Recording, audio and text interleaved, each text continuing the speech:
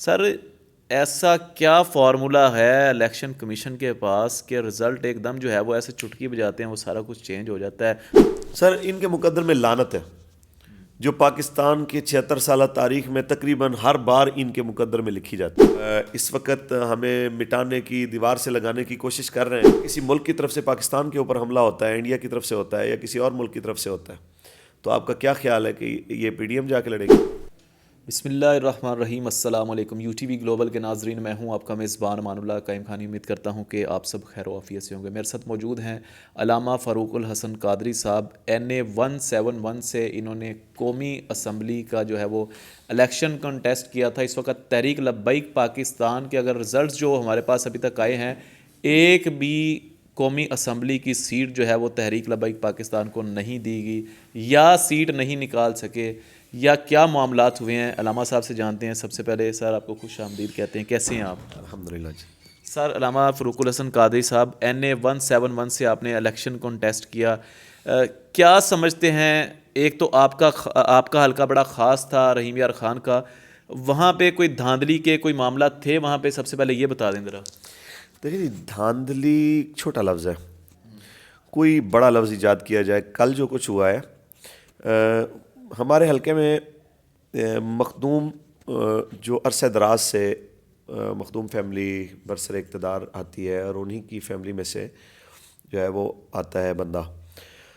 تقریباً فارم 45 جتنے بھی آئے ہیں ان کی اکثریت میں مقابلہ ہمارا اور پی ٹی آئی کا چل رہا تھا، جو وہاں پہ ممتاز مصطفیٰ صاحب جو جیتے ہیں پی ٹی آئی کے امیدوار، ان کا اور ہمارا جو ہے وہ ایک مقابلہ رہا ہے۔ کہیں پہ وہ آگے رہے ہیں، کہیں پہ ہم آگے رہے ہیں، لیکن یہ مخدوم صاحبان تو کسی جگہ پہ بھی ہمارے قریب نہیں تھے، دوسرے تیسرے نمبر پہ تھے، تو ان کے ووٹ بینک کو زیادہ دکھانا، دیکھیں سیٹ چاہے انہوں نے پی ٹی آئی کو دے دی، لیکن ہارے ہوئے لوگوں کا ووٹ بینک جو دکھایا گیا اور ہمارے جو حاصل کردہ ووٹ کو جس طریقے کار سے کم کر کے دکھایا گیا، یہ سب سے بڑا جسے کہا جائے کہ ایک بندے کو کہ بھئی ایک نئے بندے کی چونکہ حلقے میں انٹری ہوئی ہے تو اس کو شکست دل کر دیا جائے کہ وہ دوبارہ اس طرف آئے نا، تو یہ بات تو ہے نہیں۔ اب ہم انشاءاللہ العزیز حلقے میں دوبارہ جا رہے ہیں،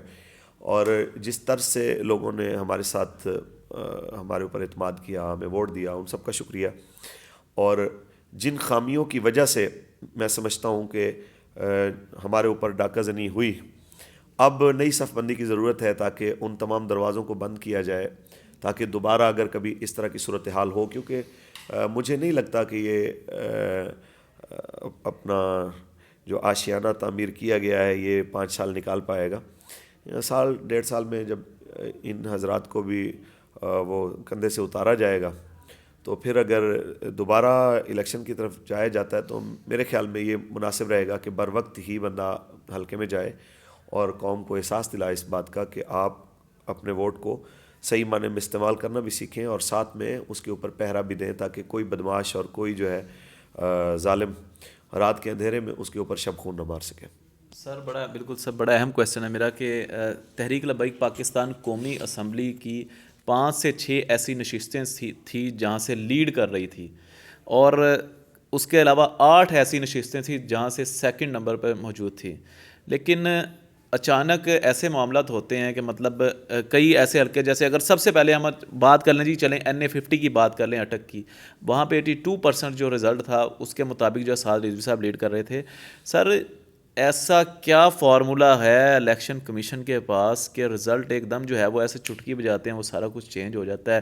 جو تیسرے نمبر پہ ہوتا ہے وہ پہلے پہ آ جاتا ہے، جو پہلے پہ ہوتا ہے وہ تیسرے پہ چلا جاتا ہے؟ سر ان کے مقدر میں لعنت ہے جو پاکستان کے 76 سالہ تاریخ میں تقریباً ہر بار ان کے مقدر میں لکھی جاتی ہے کہ جب آپ الیکشن صحیح کروا نہیں سکتے تو آپ اربوں روپے کس چیز کے لیتے ہیں؟ آپ گورنمنٹ سے الگ پیسے لیتے ہیں۔ ابھی ریسنٹلی جو الیکشن ہوا ہے اس میں آپ نے کہا کہ جتنی فیسیں جمع ہو رہی ہیں وہ ناقابل واپسی ہیں، یہ ایک الگ نقصان، تشہیر کا، ٹریولنگ کا، باقی کارنر میٹنگز کا، میں کہتا ہوں کہ قوم کے کھربوں روپے آپ نے لگوائے ہیں۔ اگر آپ کے اندر اتنی صلاحیت ہی نہیں ہے کہ آپ لوگوں کو رزلٹ دے سکیں بر وقت، تو میں اس بات پہ حیران ہوں کہ بھئی آپ اس کرسی پہ بیٹھتے کس لیے ہیں. جن آر او صاحب کے پاس میں گیا تھا انہوں نے انٹرویو دینے کے لیے, تو انہوں نے مجھ سے پوچھا کہ بھئی کیا کہنا چاہیں گے. میں نے کہا بس اتنا کہنا چاہیں گے کہ آپ مہربانی یہ کیجیے گا کہ ہمارے حق کو جتنا بھی ہمیں قوم ہمارے اوپر اعتماد کرے, ہمیں ووٹ دے, اتنا حق ہمیں دیجیے گا. تو وہ بڑے وثوق سے اس وقت کہہ رہے تھے کہ جناب ہمارا ریکارڈ تو یہی ہے, ہم یہی کچھ کرتے آتے ہیں. لیکن اب وہ بیچارہ منظر عام سے بھی غائب ہے. اس طرز کے وہ تمام آر اوز جتنے بھی تھے ان تمام کو غائب کر دیا جاتا ہے, ہراساں کیا جاتا ہے, بدماشی کی جاتی ہے. اب یہ سمجھ میں نہیں آ رہا کہ الیکشن کمیشن اس میں بذات خود ملوث ہے یا یہ کسی کا اعلی کار بنا ہوا ہے.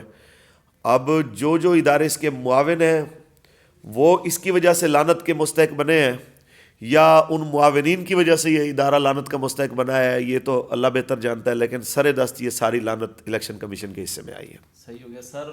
الیکشن سے پہلے ہم نے دیکھا نواب شاہ میں جو ہے وہ پیپلز پارٹی نے گنڈا گردی کی اور معاملات اس طرح کے بنائے گئے. ایک جو ہے وہ شخص کو تحریک لبیک پاکستان کے کارکن کو جو ہے وہ فوٹو زرداری نام تھا شاید, اس کو جو ہے وہ شہید کر دیا جاتا ہے. مشتاق جٹ کے اوپر ظلم کیا جاتا ہے. لاہور میں دیکھا جائے این اے جو تھا وہ اکرم رضوی صاحب کا 146, وہاں پہ جو ہے وہ پی پی 146 سوری, وہاں پہ جو ہے نون لیگ کی طرف سے گنڈا گردی کی جاتی ہے, 8 لوگوں کو گولیاں ماری جاتی ہیں.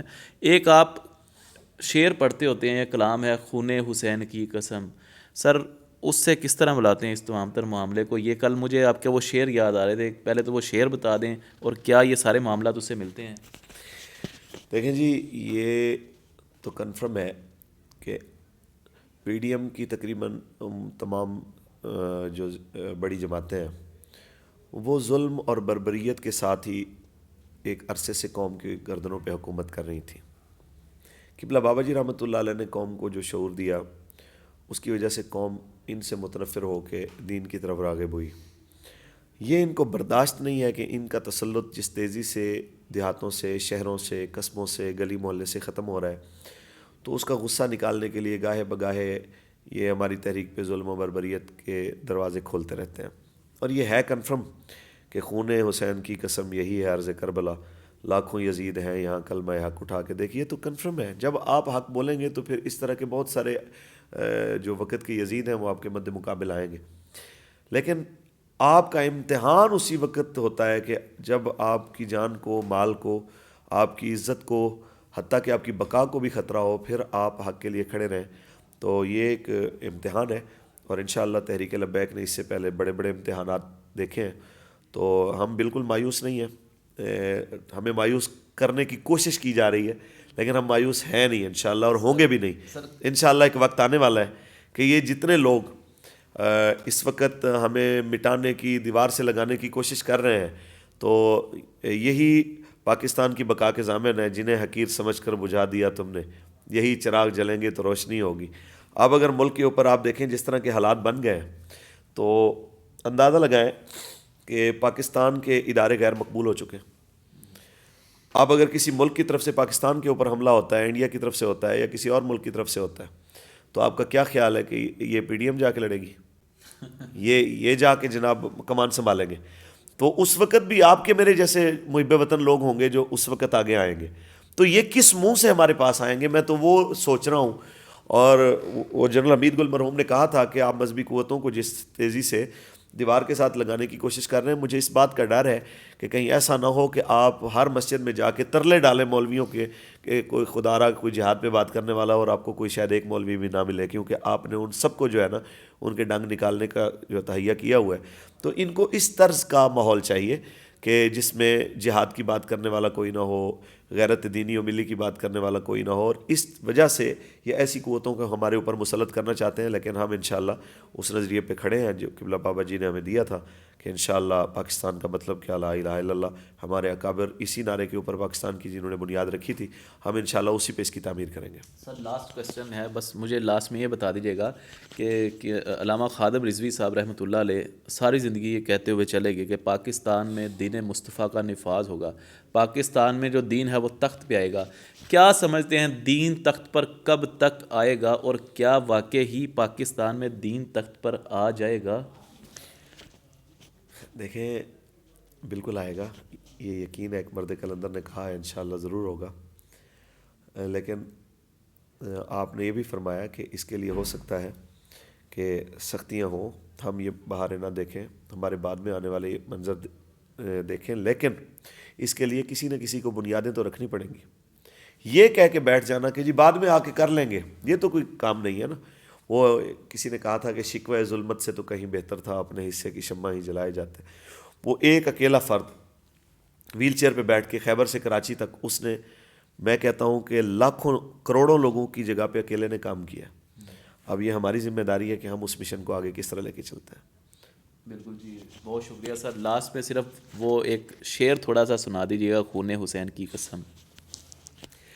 خون حسین کی قسم یہی ہے عرض کربلا، خون حسین کی قسم یہی ہے عرض کربلا، لاکھوں یزید ہیں یہاں کلمہ حق اٹھا کے دیکھ، لاکھوں یزید ہیں یہاں کلمہ حق اٹھا کے دیکھ۔ بہت شکریہ جی آپ کا۔